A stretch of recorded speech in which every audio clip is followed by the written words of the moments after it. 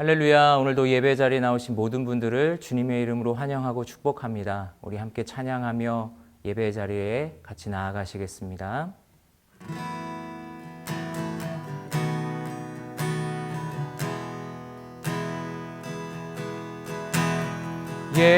예수 가장 귀한 그 이름, 예수 언제나 기도 들으사, 오 예수 나의 손 잡아주시는 가장 귀한 그 이름,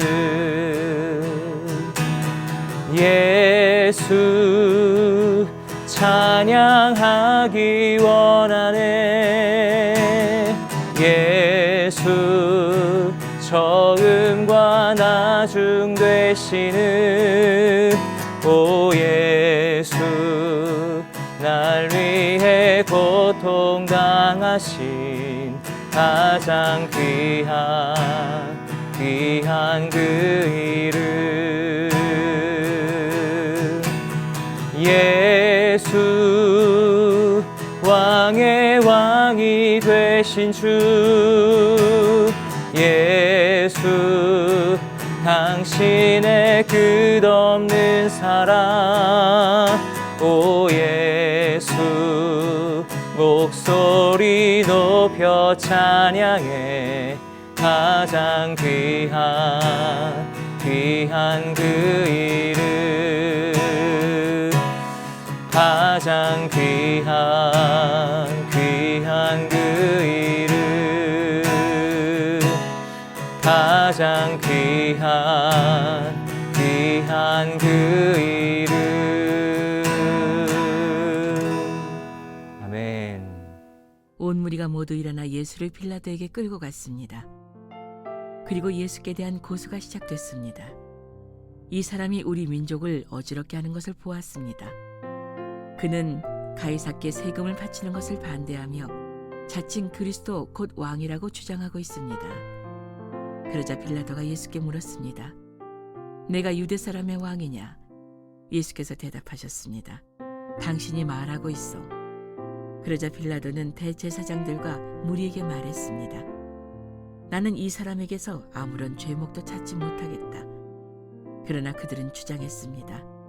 저 사람이 갈릴리에서 시작해 여기 예루살렘까지 유대 온 땅을 가르치며 백성들을 선동하고 있습니다. 이 말을 들은 빌라도는 이 사람이 갈릴리 사람이냐고 물었습니다. 빌라도는 예수께서 헤롯의 관할에 속한 것을 알고 때마침 예루살렘에 와 있던 헤롯에게 예수를 보냈습니다. 헤롯은 예수를 보고 매우 기뻐했습니다. 그는 오래전부터 예수를 만나고 싶었습니다. 헤롯은 예수에 대한 소문을 듣고 있었고 예수께서 어떤 기적 행하는 것을 보고 싶었기 때문입니다. 헤롯이 많은 질문으로 물었지만 예수께서는 아무 대답도 하지 않으셨습니다. 대제사장들과 율법학자들은 곁에 서서 예수를 격렬하게 고소했습니다. 그러자 헤롯과 그의 군인들은 예수를 조롱하고 모욕했습니다. 그러고는 예수께 화려한 옷을 입혀 빌라도에게로 돌려보냈습니다. 헤롯과 빌라도가 전에는 원수처럼 지냈으나 바로 그날에 서로 친구가 됐습니다. 할렐루야. 3월 23일 수요일 아침입니다. 오늘도 우리의 진정한 왕과 친구 되시는 예수님과 동행하시는 복된 하루 되시길 바랍니다. 2010년 3월 23일 USA Today지에는 낸시 헬미시 기자가 쓴 In the Last Supper, a Caesable Feast라는 기사가 있었습니다.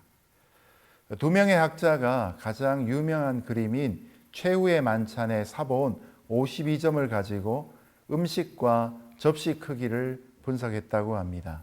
그 결과 지난 1000년 사이에 그림 속에서 그릇의 크기가 매우 커졌다는 사실을 밝혀내었다고 합니다. 여러분, 예수님에 대한 대중적인 관심이 이런 영역까지 확산되고 뜨거운 것을 보게 됩니다. 그런데 우리가 예수님께 가져야 될 진정한 관심은 접시의 크기가 아닙니다. 바로 십자가에서의 우리를 향한 희생과 사랑입니다. 바울이 고린도전서 1장 18절에 말했듯이 십자가의 도가 멸망하는 자들에게는 미련한 것이요 구원을 얻는 우리에게는 하나님의 능력이 되기 때문입니다. 우리가 과연 이 십자가를 제대로 알고 있는가? 마음의 문을 활짝 열고 예수님의 사랑에 함께 들어갈 수 있기를 주님의 이름으로 축복합니다. 온 무리가 모두 일어나 예수를 빌라도에게 끌고 갔습니다. 그리고 예수께 대한 고소가 시작됐습니다. 이 사람이 우리 민족을 어지럽게 하는 것을 보았습니다. 그는 가이사께 세금을 바치는 것을 반대하며 자칭 그리스도 곧 왕이라고 주장하고 있습니다. 그러자 빌라도가 예수께 물었습니다. 내가 유대 사람의 왕이냐? 예수께서 대답하셨습니다. 당신이 말하고 있어. 6월절인 금요일 오전에 대제사장들이 이끄는 한 무리가 사마리아와 유다를 관할하던 로마 총독 관저로 향하고 있습니다. 예수님께 신성 모독죄로 사형을 언도했지만 정작 그들에게는 사형 집행권이 없었습니다. 그래서 예수님을 마침 6월절에 예루살렘에 올라온 로마 총독 빌라도에게로 데려가고 있는 것입니다. 그들은 예수님께 선동죄와 세금 거부 그리고 혁명 시도의 죄목을 덮어 씌웠습니다. 이것은 로마 식민지에서는 매우 민감하게 다루어지던 주제들입니다. 예수님이 자신을 그리스도라고 하신 것으로 그들은 신성모독죄로 판결해놓고는 로마 총독 앞에서는 정치적인 이슈로 왜곡시키고 있는 것입니다. 이것은 그리스도란 단어가 갖는 하나님의 아들과 정치적 왕이라는 두 가지 용법 때문이었습니다. 대제사장들과 서기관들은 예수님의 메시아 주장을 왜곡시켜 로마에 저항하는 정치적 왕으로 탈바꿈시키고 고소하고 있는 것입니다. 빌라도는 예수님에게 제기된 첫 번째 두 가지 혐의는 개의치 않고 셋째 혐의인 예수님이 유대 땅과 유대인을 통치하는 왕인지만 신문하고 있습니다. 그런데 예수님은 내 말이 옳도다라고 답하십니다. 예수님은 죽을 것을 아시면서도 자신을 유대인의 왕으로 시인하고 계십니다. 물론 예수님은 세상 왕이 아니므로 굳이 유대인의 왕이라고 하실 필요가 없습니다. 그러나 만일 예수님이 그렇게 대답하시면 사람들은 예수님을 그리스도가 아니라고 오해할 것입니다. 그래서 예수님은 모든 인류를 구원하시기 위해서 자신이 공공에 빠질 것을 아시면서도 유대인의 왕이냐는 질문에 시인하셨던 것입니다. 거짓 증거와 중상모략은 마귀가 애용하는 무기입니다. 처음에는 거짓으로 유혹하다가 힘에 붙이면 마귀는 인격을 모독하고 가치를 깎아내리고 왜곡시킵니다. 그러나 예수님은 이런 순간에도 자신을 버려가며 우리를 위해 구원의 역사를 계속 감당하고 계십니다. 그러자 빌라도는 대제사장들과 무리에게 말했습니다. 나는 이 사람에게서 아무런 죄목도 찾지 못하겠다. 그러나 그들은 주장했습니다. 저 사람이 갈릴리에서 시작해 여기 예루살렘까지 유대 온 땅을 가르치며 백성들을 선동하고 있습니다. 이 말을 들은 빌라도는 이 사람이 갈릴리 사람이냐고 물었습니다. 빌라도는 예수께서 헤롯의 관할에 속한 것을 알고 때마침 예루살렘에 와 있던 헤롯에게 예수를 보냈습니다. 빌라도는 예수님께 아무 죄를 찾지 못합니다. 빌라도가 보기에 예수님은 세상을 뒤엎고 정복하려는 인물로 판단되지 않았습니다. 그래서 예수님이 죄가 없다고 선포하고 놓아주려고 했던 것입니다. 그러나 사람들은 더 큰 목소리로 예수님이 백성을 가르치고 갈릴리에서 시작해 예루살렘까지 이스라엘을 소란케 한다며 고소합니다. 우리가 예수님을 고소하는 고함 소리를 들으며 빌라도는 예수님이 갈릴리 출신이라는 것을 알게 되었고 이것을 핑계로 예수님을 갈릴리를 관할하던 분봉왕 헤롯 안티파스에게 보내 책임을 떠넘기려 했습니다. 마침 헤롯 대왕의 아들인 안티파스가 예루살렘에 와 있으니 안성맞춤이란 생각을 했던 것입니다. 골치 아픈 재판을 피하고 싶었던 빌라도는 헤롯 안티파스에게로 예수님을 보내며 오히려 그를 인정해 주는 것이라 둘러대었을 것입니다. 우리의 죄를 책임지러 오신 예수님과 자신의 책임을 회피하고 있는 세상 지도자의 무책임함과 게으름이 대조되고 있습니다. 여러분, 이런 의미에서 주님은 진짜 우리 왕이 되십니다. 헤롯은 예수를 보고 매우 기뻐했습니다. 그는 오래전부터 예수를 만나고 싶었습니다. 헤롯은 예수에 대한 소문을 듣고 있었고 예수께서 어떤 기적 행하는 것을 보고 싶었기 때문입니다. 헤롯이 많은 질문으로 물었지만 예수께서는 아무 대답도 하지 않으셨습니다. 대제사장들과 율법학자들은 곁에 서서 예수를 격렬하게 고소했습니다. 그러자 헤롯과 그의 군인들은 예수를 조롱하고 모욕했습니다. 그러고는 예수께 화려한 옷을 입혀 빌라도에게로 돌려보냈습니다. 헤롯과 빌라도가 전에는 원수처럼 지냈으나 바로 그날에 서로 친구가 됐습니다.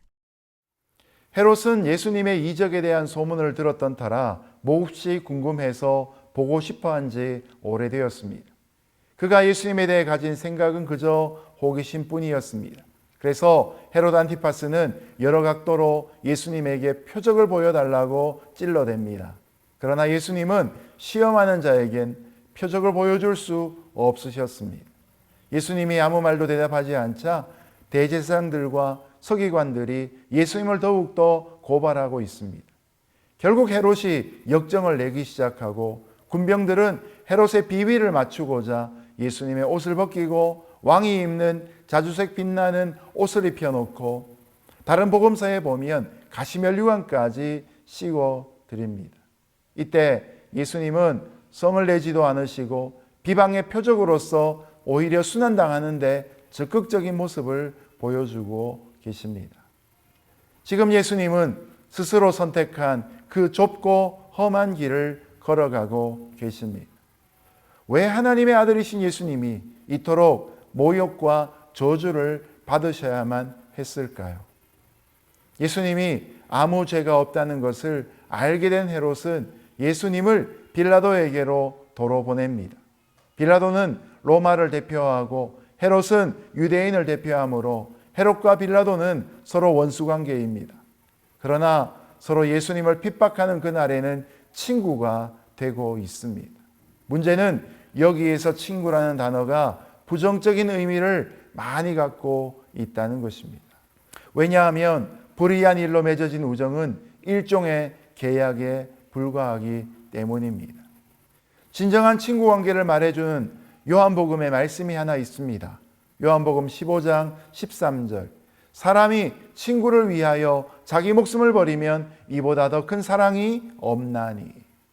바로 예수님이 우리에게 베풀어 주신 십자가의 진정한 사랑은 바로 우리를 위해 목숨을 버리신 가장 큰 사랑이었습니다.